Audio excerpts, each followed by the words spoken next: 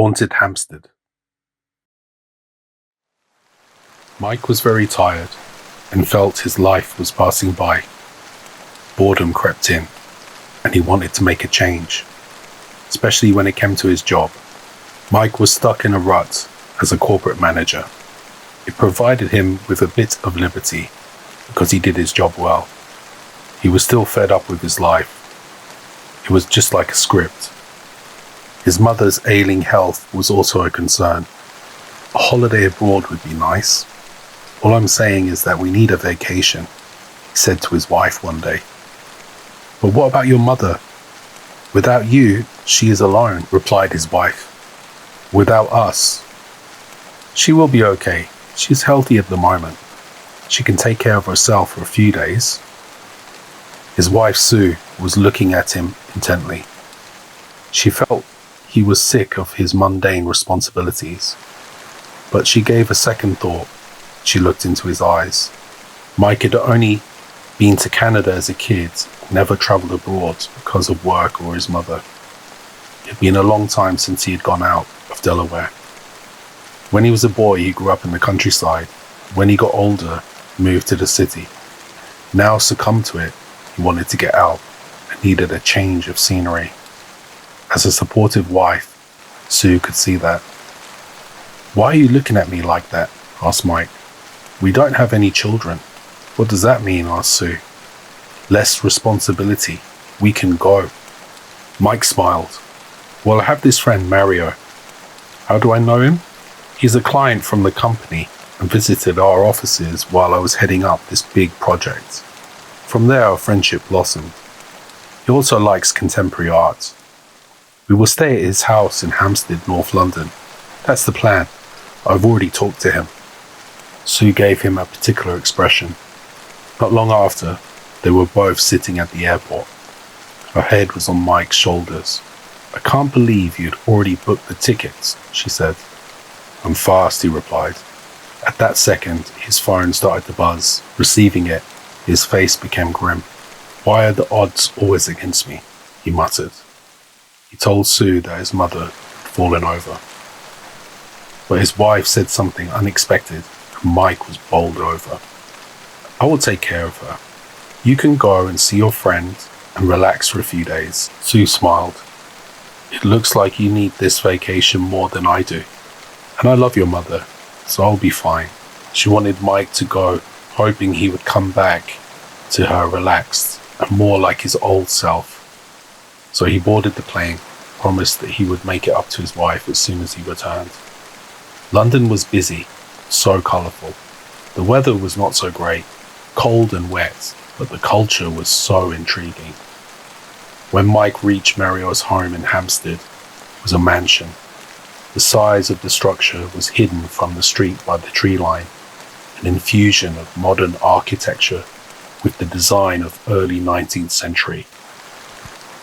It reminded Mike of the Jack the Ripper story he'd once read. It's weird. But when he met Mario's butler George, he was relaxed a bit. The man embraced him with open arms. Mr. Gates had informed me about your visit, sir. Sadly, an urgent meeting in the south of France had to be arranged, so he is gone. But he did want you to feel at home during your stay. He will be back tomorrow. George had been in the Gates family for years, gave a quick history of the family and explained that some people said the old house was haunted. All that was so interesting to Mike, and he wanted to know more. As George spoke and told everything, they both observed many pictures on the walls, the sad disappearance of the parents and the tragedy of his sister, Marie, losing her mind, being incarcerated. Wow, what a lot for poor Mario to have dealt with, Mike said to George. He drifted away a bit and began thinking about whether he had told Mario about his wife or not. The little tour was impressive and very informative. The house was extravagant, and it had many huge paintings, antique furniture, vintage piano, swords, a library, much more in the sprawling estate. The minute he had reached his room, while George carried his luggage, the whole room felt larger than his whole house in Delaware. He went on to stand near the big arched window. watching the street below. He then went to have a look around. George had gone out shopping, so Mike decided to check out the house. He wandered into a room with a desk. It was locked, but he noticed the key was in a drawer. The temptation was too much, and he opened it. Inside were files of men from dating apps, police files for missing people. Strange, but Mike didn't want to jump to any conclusions. It was probably work stuff, and really not his business. He walked back to his room and lay on the king-size bed that had a fireplace next to it, with only one thing in his head: to sleep. Just then George arrived back and spoke. "The house is old, so pay no attention to any noise you might hear at night. Promise you, it's not haunted." Mike nodded. He was looking forward to a good rest and meeting his friend in the morning. Tired and jet-lagged, he slept. Later that night, an eerie noise woke him from his slumber. He rolled his eyes as he glanced into the flames in the fireplace. Slowly, a piece of charcoal came rolling out. Mike shrugged, but then another, and then a third. His mind was thinking of their assembly. They weren't properly put in the fireplace. His eyes gently rolled towards the crackling fire. And just then, out of nowhere, screaming and burning hands extended out to take the charcoal pieces back. Mike jumped up, shouting for help as he ran downstairs. In a panic, he slipped and his body rolled until it crashed on top of some armor. To dodge the metal helmet and gauntlet, he slithered like a snake until he stopped. Resting against the wall, he turned his face and was now watching the red carpet in the main living room. It had crumbled a bit at the edge. His eye spotted a hinge to a door, and at that moment, the standing clock started to engulf the whole house with its loud chime. "Oh my God," Mike whispered. "What's going on?" He was scared. The second he tried running towards the main door, an old statue had plummeted onto the floor, and all the windows were knocking loudly. Extreme fear had been invoked inside his body. Something haunting had awoken. Trying to control his breath, he looked back at the hidden door. The clock had stopped chiming. It may be another way out, he thought. Everything was calm for a moment. Mike felt these signals. It must be a sign. Rolling the carpet, he opened up the door. It was a tunnel with a passage underground. The walls were greyish, and it looked like dry blood had been sprayed all over. Mike was already shivering. What on earth am I doing?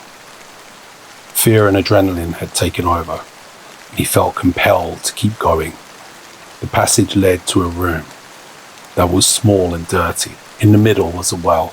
Behind a table, some kind of book, like an album with writing. Scared and hesitant, suddenly a rustle of air passed over his neck, and he could hear an echo of some faint words. Hovering his hand just above the book, force suddenly made him touch it. And that's when he felt immense pain. His fingers started to feel numb because of the force. To that, he had no option but to open the book. The name on the book was written in blood. Mario's Fun Time Family Album. It was some kind of sick trophy collection for his twisted friend. Mike was appalled. Saw Mario holding someone hostage, their legs and hands tied up. The face of the girl matched Mario's. It was his sister Marie. The book was a book of torture. Mario's sister wasn't the only one. When he slowly began turning the pages, each picture showed what happened to the missing parents. Mario had killed them. He had burned them and thrown them into the old well. This was the same place, and he was in a torture burial ground. When he closed the book, he fearfully got up, slow and reluctant to see what was inside the well.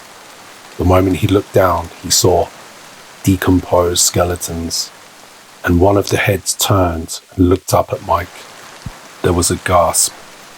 He dropped the book and ran. Now everything was becoming very clear. Mario was a sadistic murderer, and he needed to be stopped. The minute he got out of the tunnel, George stood at the threshold of the main door. He saw the madness in Mike as it was transparent. "You have found the family secret. I can only guess what you are thinking." With that, the butler lunged at him with a very large kitchen knife. Mike turned and grabbed the gauntlet from the display behind him. Swinging it with all his might, he smashed the face of George as blood sprayed all over the Gates family portraits on the wall. George fell to the floor, and he died with the blood gargling out of his mouth. Mike called the police right away. The next morning, Mario returned from his trip and was arrested. Handcuffed, he was taken to the police station. Mario stood expressionless when he saw his friend walk out of the door holding his family album. It was all evidence for the police now, and revealed everything about Mario's true, deranged mind, twisted family secrets. You thought you'd gotten away with it.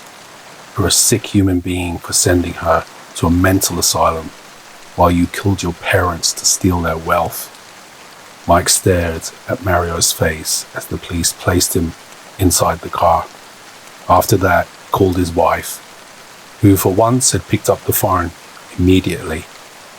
"Delaware is the best place to live," he said. "I wish now I'd stayed with you." With that in mind, he vowed to not travel alone again. Packing his bags, he called a taxi and headed to Heathrow. Mike would never leave his wife's side again. The Gates family were finally laid to rest, and the hauntings stopped.